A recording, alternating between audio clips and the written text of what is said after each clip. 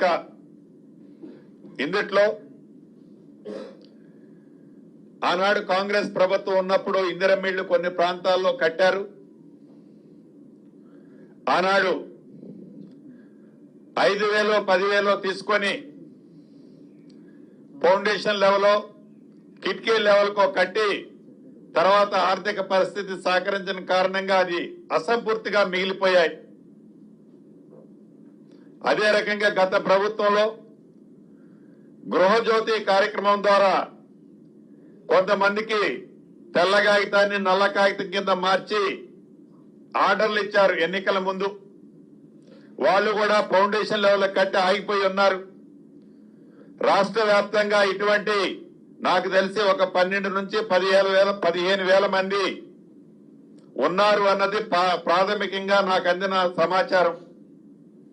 వాటిని గురించి కూడా తప్పకుండా కేబినెట్ లో చర్చించి అందుట్లో నిజమేంటో తెలుసుకొని అర్హులైన వారు అటువంటి వాళ్ళందరికీ కూడా ఒక పాజిటివ్ న్యూస్ ఇవ్వాలన్నది వ్యక్తిగతంగా నా ఆలోచన. అంతేకాదు ఇంకా కొన్ని ప్రాంతాలలో ఇళ్ల స్థలం లేని నిరుపేదలు ఉన్నారు. ఇళ్ల స్థలము లేదు, వాళ్ళకి ఇల్లు లేదు. ఇళ్ల స్థలము లేని నిరుపేదల గురించి కూడా భవిష్యత్తులో ఈ ప్రభుత్వం ఆలోచించే దిశలో ఉన్నది.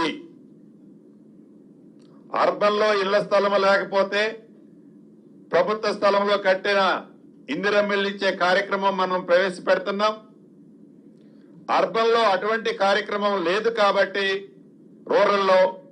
రూరల్ ప్రాంతంలో ఇళ్ల స్థలం లేని వారికి కూడా ఒక న్యాయమైన ఒక పాజిటివ్ ఒక గుడ్ న్యూస్ ఈ ప్రభుత్వం చెప్పాలని వ్యక్తిగతంగా నేను ఆలోచిస్తున్నాను. తప్పకుండా ఆ దిశలో ఈ ప్రభుత్వం భవిష్యత్తులో అటువంటి ఆలోచన కూడా చేపట్టుద్దని ఈ వేదిక ద్వారా రాష్ట్రంలో ఉన్న నిరుపేద ఇళ్ల స్థలం లేని నిరుపేదలకు కూడా ఈ వేదిక ద్వారా తెలియజేస్తున్నాను.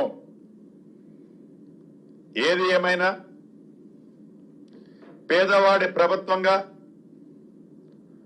ఈ ప్రభుత్వం వచ్చింది లగాయితూ పేదవాడికి అనేక సంక్షేమ కార్యక్రమాలు ఇచ్చే దాంట్లో భాగంగా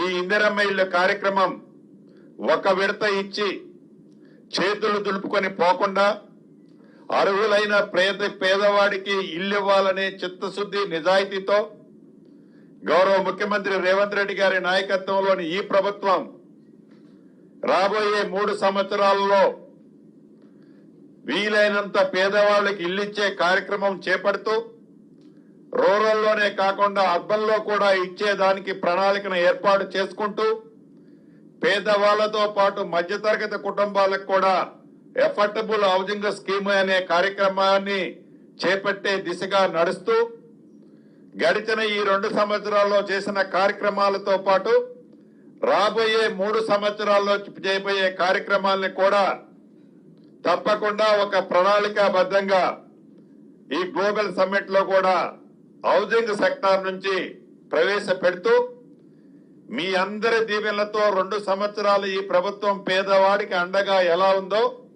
రాబోయే 3 సంవత్సరాలే కాదు మళ్లీ ఎన్నికలు అయిన తర్వాత కూడా మీ దీవెనలో ఉండే విధంగా ఈ ప్రభుత్వం నడుచుకుంటుందని ఈ వేదిక ద్వారా రాష్ట్ర ప్రజలందరికీ తెలుపుతూ సెలవు తీసుకుంటున్నాను.